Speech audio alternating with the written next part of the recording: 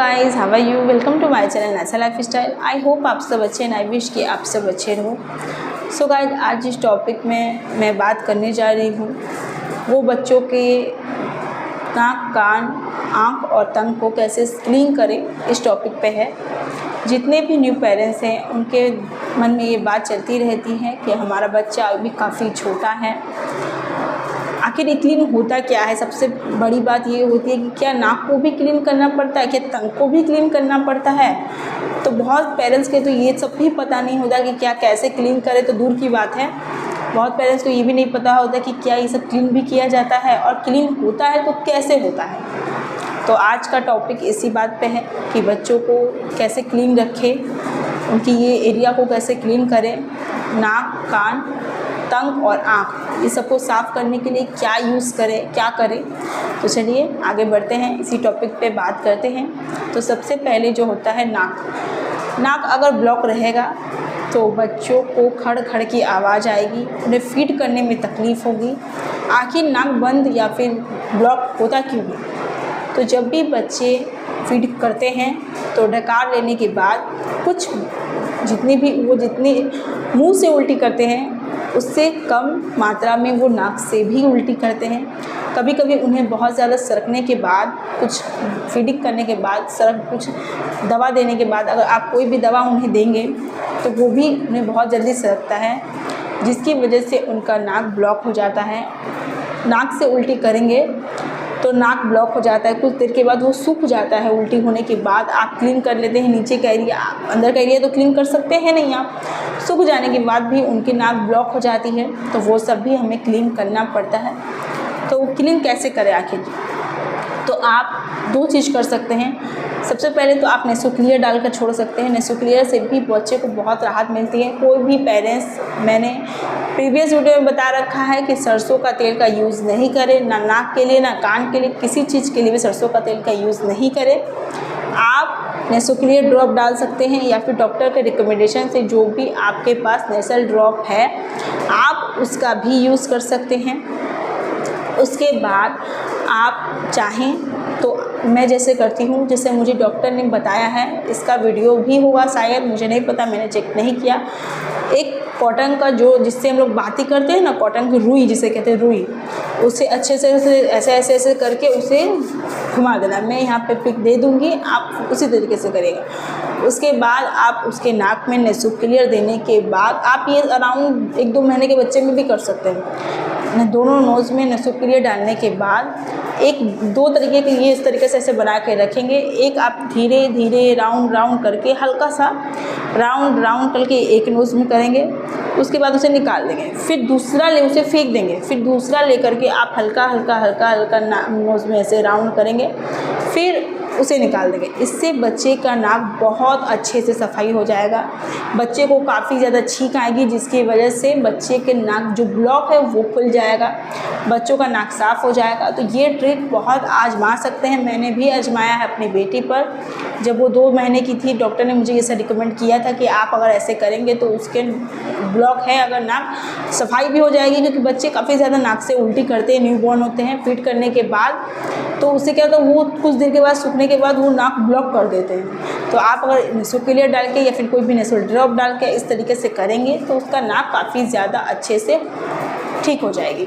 अगर आप चाहें तो बच्चे को अगर नाक काफ़ी ज़्यादा ब्लॉक है तो उसे उल्टा लेटा कर भी आप कुछ देर के लिए रख सकते हैं। उससे भी उसके नाक जो होता है ना, यहाँ से यहाँ तक कुछ आने के बाद उन्हीं का नाक काफ़ी अच्छे से खुलने की भी ट्राई होती है। आप ऐसा भी कर सकते हैं।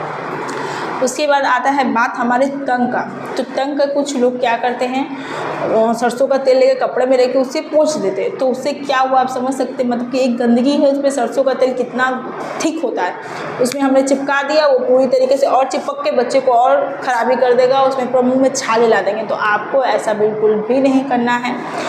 सबसे पहले तो आप हाथ को अच्छे से क्लीन कर लीजिए, हाथ को अच्छे से धो लीजिए। उसके बाद में आप एक कॉटन का कपड़ा लीजिए, उस कॉटन के कपड़े को पानी पे डिप करके बच्चे के हल्के हाथों से पूरा क्लीन से लेके उसे मसूड़े तक पूरा यहाँ सब सारे एरिया, मुंह के सारे एरिया को उसके अच्छे से क्लीन कर दीजिए। उसके बाद आप एक ड्रॉप आता है जिसे कैंडिड माउथ, जिसे हम लोग कैंडिड माउथ कहते हैं। आप कैंडिड माउथ दे करके बच्चे को 2 ड्रॉप से 3 ड्रॉप डालिए, उससे उसके पूरे तंग को पूरा क्लीन हो जाएगा। वो बच्चे के माउथ के लिए ही बना होता है कैंडिड माउथ। मैं यहाँ पे पिक दे दूँगी, आप कैंडिड माउथ बच्चे को लगा दीजिए, उससे बच्चे का माउथ बहुत अच्छे से क्लीन हो जाएगा। बच्चे के मुंह में गंदगी होने की वजह से बच्चे को छाले होने की प्रॉब्लम होती है, बच्चे के मुंह में घाव हो जाएगा, जिसकी वजह से वो फीड नहीं कर पाएगा। मेरे साथ हुआ है, मेरी बेटी के हुआ है। उसके छाले साफ मैं हमेशा करती थी, उसे कैंडिड माउथ भी लगा देती, फिर भी उसके मुंह में छाले पता नहीं कैसे हो गया, तो जिसकी वजह से वो फीड नहीं करती थी, बहुत ज़्यादा उसे दर्द होता था, वो रोती रहती थी। तो आप कैंडिड माउथ ले लीजिए 1 ड्रॉप, अपने बच्चे को डेली बेसिस में फीड कराने के बाद या कुछ देर के बाद उस डेली बेसिस पे आप उसे लगाएंगे, बहुत आराम मिलेगा। वो तुरंत गंदगी को साफ़ करने का काम करता है। तो ये हो गया तंग का बात। दूसरा है ईयर कैसे साफ़ा करें, कान कैसे साफ़ा करें। तीसरा, तो बच्चे का बहुत सारी कॉमन जो होता है ना, ईयरबड जो होता है उससे करने की इंसान कोशिश करता है, करते करते अंदर चला जाता है, जिसकी वजह से बच्चे को इन्फेक्शन हो जाता है। तो ये गलती आप मत करिए, बिल्कुल भी ईयरबड का यूज़ नहीं करो। वो छोटे बच्चे खुद ही नाजुक होते हैं, वो खुद ये करने के लायक वो नहीं होते, तो आप प्लीज़ ईयरबड का उपयोग बिल्कुल भी मत करिए। दूसरा है सरसों का तेल का, बहुत लोग सरसों का तेल डालते हैं ताकि उसकी गंदगी को बाहर निकलता है, ये भी मत करिए। गंदगी के ऊपर मैंने बताया, गंदगी के ऊपर अगर आप कुछ ठीक चीज़ लगाओगे तो वो जम जाता है, वो निकलने वाला काम नहीं करता है। तो आप सरसों का तेल बिल्कुल भी बच्चों में कान में मत डालिए। ईयरबड का यूज़ बिल्कुल भी मत करिए, आप ज़्यादा अंदर तक भी डालने का बिल्कुल भी कोशिश मत करिए। आप चाहें तो अगर आपके पास वाइप्स हैं तो वाइप्स से, नहीं तो कॉटन का कोई कपड़ा है, मैंने जैसे बताया पानी में हल्के गुनगुने पानी में चाहे कोई पानी में डिप करके उसे अच्छे से उसके बाहरी कान को क्लीन करिए, अंदर का कान को उसका हाथ मत लगाइए। अगर ज़्यादा है तो ईयर ड्रॉप मिलता है, डॉक्टर से रिकमेंडेशन में ईयर ड्रॉप लगा कर डाल दीजिए। अगर नहीं तो प्लीज़ आप अंदर तक जाने के उसको अगर दिक्कत नहीं है, अगर उसे दर्द है तो ईयर ड्रॉप मिलता है, डॉक्टर से रिकमेंडेशन के बाद आप ले लीजिए। अगर उसे कोई भी दिक्कत नहीं है तो उसे प्लीज़ छेड़छाड़ मत करिए। कॉटन का कपड़ा लीजिए, वाइप्स से लीजिए तो और भी अच्छा है। वाइप्स यहाँ पूरा बच्चे के कान के पीछे की सफाई करिए, बच्चे कान के आगे की सफाई। अंदर जाने की आपको कोई भी आवश्यकता, कोई ज़रूरत नहीं है जब तक उसे कोई तकलीफ़ नहीं है। तो आप बाहरी में ही आप कॉटन के कपड़े से साफ़ करिए, चाहे वाइप से साफ़ करिए, आप दोनों तरीके से उसे साफ़ कर आराम से ऐसे ही आप उसके ईयर को साफ़ कर सकते हैं। चौथा है कि उसकी आँखों की सफाई कैसे करें। बच्चे जब छोटे होते हैं ना तो उनकी आँखों में देखिएगा कभी कभी क्या होता है कि कभी कभी जो गंदगी हो जाती है, कभी कभी उनकी आँखें चिपचिप होने लगेंगी, कभी कभी गंदगी बैठ जाएंगी, यहाँ पे गंदगी बैठ जाएंगी, कभी कभी ठंड में तो और भी ज़्यादा हो जाता है। तो उससे क्या करें, जैसे मैंने सारे वीडियो में बताया है कि आप कॉटन के कपड़े को लेकर के डिप करके या फिर वाइप से, आप आँखों में वाइप्स मत लगाइए, आप चाहें तो कॉटन के कपड़े में डिप करके उसे अच्छे से, उसके बाद उसके आइज़ को भी अच्छे से क्लीन कर लीजिए। मेक श्योर करिएगा कि आपका हाथ बिल्कुल क्लीन होना चाहिए, क्योंकि बच्चे को अगर आप ये सब सफाई कर रहे हैं ना, खुद अगर आप सफाई नहीं रहेंगे ना तो बच्चे को इन्फेक्शन होने का खतरा बहुत ज़्यादा हो सकता है। तो मेक श्योर करिएगा कि आपका खुद का हाथ बिल्कुल क्लीन होना चाहिए, जिससे कि बच्चे को बहुत ज़्यादा राहत मिले।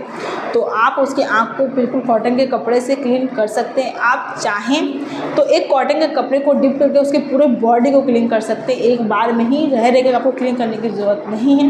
पहले आप उसके टंग में कैंडिड माउथ यूज़ करिए, उसके नोज़ में नेसोक्लियर यूज़ करिए, उसके बाद उसके आँखों को साफ़ा करिए, उसके कान के पीछे से आगे तक सब कुछ कॉटन कपड़े से, फिर उसके बाद में उसके बॉडी को क्लीन कर। बच्चे को काफ़ी ज़्यादा राहत मिलेगा, बच्चे आराम से सोएंगे, फीड करेंगे, सब कुछ करेंगे। तो ये सब उसके डेली बेसिस की सफाई होगी। आप डेली बेसिस में ये सब साफ़े करते रहें, जिससे वो फीड करेंगे अच्छे से, वो सोएंगे अच्छे से, तो आपको भी बहुत ज़्यादा राहत मिलेगी। तो जितने भी पेरेंट्स हैं उन सब के लिए ये काफ़ी ज़्यादा हेल्पफुल वीडियो होगी। अगर है तो प्लीज़ एक लाइक शेयर सब्सक्राइब ज़रूर करिएगा। Thank you, bye bye.